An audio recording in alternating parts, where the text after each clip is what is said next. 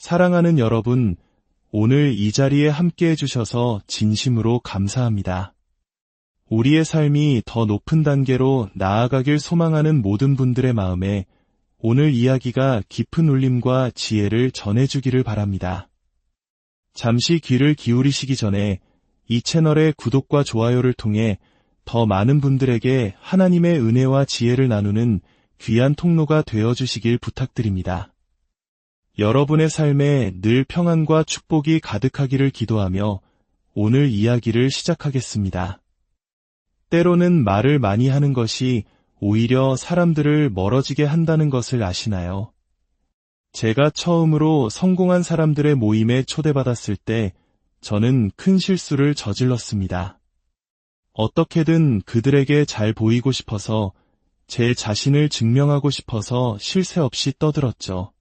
그날 한 멘토가 제게 다가와 이렇게 말했습니다. 그렇게 애쓰지 말게. 그저 봉사할 곳을 찾아서 묵묵히 섬기게. 만약 봉사할 곳이 보이지 않는다면 그냥 엉덩이 붙이고 앉아서 관찰하게나. 어디에 자네의 도움이 필요한지 조용히 지켜보는 거야. 솔직히 말해 그 말은 제 가슴에 비수처럼 꽂혔습니다. 약간의 상처가 되었죠. 하지만 동시에 큰 격려가 되었습니다. 다음에는 어떻게 행동해야 할지 명확한 지침을 얻었기 때문입니다.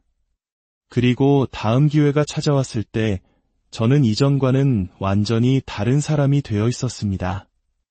더 이상 초조해하며 말을 많이 하지 않았습니다. 불안에 떨지도 않았습니다. 저는 그저 나는 이 자리에 있을 자격이 있다는 사실을 받아들였습니다.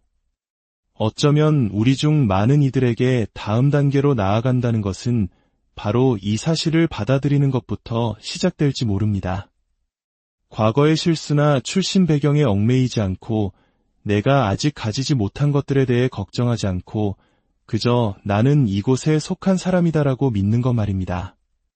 그렇게 마음을 다잡은 후 놀라운 전화 한 통을 받았습니다. 내일 시간 괜찮나? 워런 버핏이 우리 도시에 오는데 딱 30명만 초대해서 만나는 자리를 가질 걸세. 자네가 그중 한 명이 되었으면 좋겠네. 저는 한치의 망설임도 없이 대답했습니다. 물론입니다. 어디로 가면 됩니까? 왜 저를 초대했는지, 무슨 말을 해야 할지 그런 질문은 일절하지 않았습니다. 세계에서 4번째 부자인 사람과의 만남입니다. 그저 그 자리에 가는 것만으로도 충분했습니다. 하지만 솔직히 마음속에 작은 갈등이 있었습니다. 바로 무엇을 입고 가야 하는가였습니다. 평소처럼 제 자신을 드러내는 청바지에 운동화를 신어야 할까? 아니면 제 신념을 잠시 접어두고 양복에 넥타이를 매야 할까?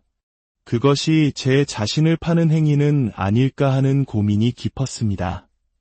그때 제 마음속에서 하나님의 음성이 들려오는 듯했습니다. 만약 그들에게 거절당하더라도 너 자신으로 인해 거절당해라. 다른 누군가를 흉내내다가 버림받지는 마라.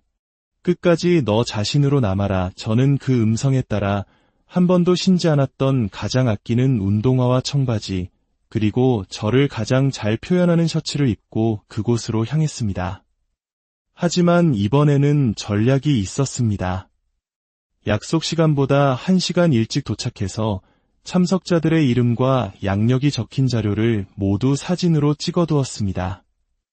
최근에 저는 한 드라마를 보며 큰 영감을 얻었습니다. 주인공은 뛰어난 전략가였죠.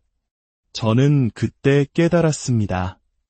저는 말을 잘하는 재능은 있지만 상대를 꿰뚫어보고 판을 짜는 전략가, 체스 플레이어는 아니었다는 것을요. 체커는 그저 말을 움직이는 게임이지만 체스는 수앞을 내다보는 전략의 게임입니다. 저는 그날 전략가가 되기로 결심했습니다. 저는 제 팀에게 사진을 보내며 말했습니다. 이 방에 있는 사람들이 누구인지, 왜 하필 나를 이 자리에 초대했는지 알아봐줘. 분명한 이유가 있을 거야. 조사를 통해 저는 놀라운 사실을 발견했습니다. 그 자리에 모인 사람들은 모두 수십억 달러 규모의 부동산을 소유한 거물들이었습니다. 그들은 도시를 재개발하고 있었지만 한 가지 결정적인 것이 부족했습니다. 바로 도시 사람들과의 인간적인 교감이었습니다. 그 순간 저는 제 가치를 깨달았습니다. 저는 돈이 아닌 사람이라는 자산을 가진 억만장자였던 겁니다. 그들은 저를 통해 도시의 사람들과 소통하고 싶어 했습니다. 제가 그들과 함께 있는 모습이 사진에 찍혀 사람들에게 알려지면 사람들은 그들의 프로젝트에 마음을 열게 될 것이기 때문입니다. 아, 이제야 알겠습니다. 저 역시 수십억 달러의 가치를 지닌 존재라는 것을요. 자신의 가치를 깨닫는 순간 모든 관계가 변하기 시작했습니다. 저는 더 이상 무료로 제 재능을 나누지 않았습니다. 저를 멘토링해주던 사업가에게도 당당히 말했습니다. 이제는 정당한 대가를 받고 일하고 싶습니다. 저에게 비즈니스를 가르쳐 주신 점 진심으로 감사합니다. 하지만 저의 가치 또한 존중받아야 합니다. 그는 저를 통해 중요한 사실을 가르쳐 주었습니다. 세상에는 두 부류의 사람이 있다는 것을요. 가진 자와 가지지 못한 자. 가지지 못한 자는 자신의 시간을 돈과 맞바꾸며 일합니다. 하지만 가진 자는 아이디어를 내고 시스템을 만들어 다른 사람들이 그들을 위해 일하게 만듭니다. 헨리 포드는 자동차를 직접 만들지 않았습니다. 그는 자동차라는 시스템을 만들고 사람들에게 일자리를 주어 부를 창출했습니다. 저는 깨달았습니다. 저는 강연이라는 제 시간과 재능을 파는 게임을 하고 있었지만 진정한 부자들은 사업이라는 게임을 하고 있다는 것을요. 강연 기술은 자녀에게 물려줄 수 없지만 사업체는 대대로 물려줄 수 있습니다. 농구 황제 르브론 제임스도 자신의 아들을 억지로 프로 선수로 만들 수는 없습니다. 하지만 그의 구단주인 된 길버트는 자신의 아들에게 구단 전체를 물려줄 수 있죠. 르브론은 수백만 달러를 벌기 위해 코트를 뛰어야 하지만 구단주는 가만히 앉아서 돈을 법니다. 선수의 경력은 40이면 끝나지만 구단주의 경력은 40부터 시작입니다. 저는 완전히 다른 차원의 게임을 보게 된 것입니다. 그날 워런 버핏과의 대화는 제 인생을 바꾸어 놓았습니다. 그는 낡아 보이는 양복에 평범한 세단을 타고 나타났습니다. 람보르기니나 호화 저택을 자랑하는 사람들과는 차원이 달랐습니다. 그는 이렇게 말했습니다. 얼마 전에 코카콜라를 샀습니다. 상상이 되시나요? 누군가는 명품차를 샀다고 자랑할 때 그는 세계적인 기업을 샀다고 말하는 것입니다. 그는 이어서 말했습니다. 코카콜라는 전 세계에서 하루에 약 18억 개의 제품을 판매합니다. 이것은 완전히 다른 차원의 대화였습니다. 그가 우리에게 던진 질문은 단순했지만 강력했습니다. 하루에 18억 개의 제품이 팔립니다.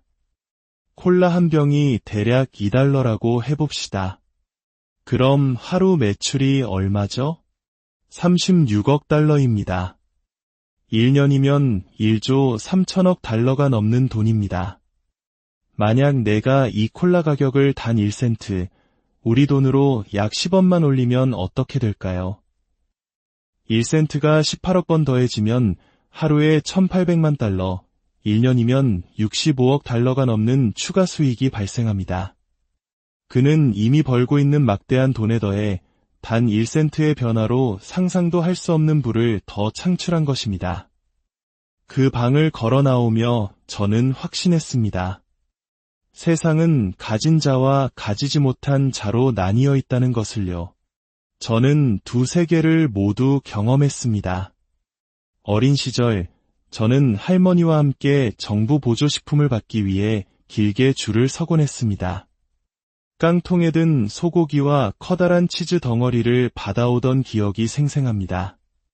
많은 한국 분들께서 60년대, 70년대의 어려웠던 시절을 떠올리실지도 모르겠습니다. 그 시절의 어려움과 배고픔을 저 또한 겪었습니다. 조금 형편이 나아져 부모님이 자동차 공장에서 일하실 때도 우리는 여전히 조금 더 가지지 못한 자였습니다. 하루 3끼는 먹었지만 마음대로 냉장고 문을 열어 간식을 꺼내 먹을 수는 없었죠. 모든 음식에는 정해진 몫이 있었습니다. 하지만 이제 저는 팀 전체를 소유한 사람들과 어울립니다. 경기장에서는 선수들 바로 뒷자리, 구단주 바로 옆자리에 앉습니다. 모든 카메라는 선수들을 비추고 자연스럽게 저도 함께 노출됩니다. 그로 인해 제 강연료는 몇 배나 뛰어올랐습니다. 사람들은 제게 묻습니다. 하프타임 때 선수들에게 동기부여 연설이라도 했나요? 저는 대답합니다. 아니요. 저는 선수들보다 더 중요한 사람, 이 모든 것을 소유한 구단주와 함께 있었습니다. 선수들은 언젠가 팀을 떠나지만 구단주는 영원히 그 자리에 남습니다. 저는 이제 다른 게임의 법칙을 이해하게 된 것입니다. 사랑하는 여러분, 이 모든 이야기는 하나의 결론으로 이어집니다. 성공적인 삶을 살기 위해서는 여러분 모두 언젠가 반드시 믿음의 도약을 해야만 합니다. 그저 이 세상에 존재하는 것만으로는 충분하지 않습니다. 삶을 향해 온몸을 던져야 합니다. 하나님께서는 우리 각자에게 고유한 선물을 주셨습니다. 영혼을 창조하실 때 그 안에 반드시 선물을 함께 담아두셨습니다. 그 선물은 노래나 춤처럼 화려한 것일 수도 있고 사람들을 연결하는 능력, 맛있는 치킨을 튀기는 솜씨, 머리를 아름답게 만지는 기술, 혹은 정원을 가꾸는 재능일 수도 있습니다. 제 이웃 중 한 명은 잔디 깎는 것을 정말 좋아했습니다. 주말마다 친구들이 놀자고 불러도 그는 고객의 정원을 가꾸어야 한다며 거절했죠. 몇 년 후 그는 수백만 달러를 버는 조경회사의 사장이 되었습니다. 또 다른 친구는 세차에 대한 열정이 남달랐습니다. 지금 그는 여러 대의 이동식 세차 차량을 운영하는 성공한 사업가입니다. 그들은 모두 자신의 선물을 발견하고 그것을 믿고 삶을 던져 도약한 사람들입니다. 오늘 이 이야기가 여러분 각자에게 주신 하나님의 선물을 발견하고 담대하게 믿음의 도약을 하는데 작은 영감이 되기를 소망합니다. 여러분의 가치는 세상이 정하는 것이 아닙니다. 여러분 안에 이미 존재하는 하나님께서 주신 고유한 선물에 있습니다. 그것을 발견하고 믿고 행동하십시오. 여러분의 모든 걸음 위에 하나님의 인도하심과 축복이 함께하기를 간절히 기도합니다.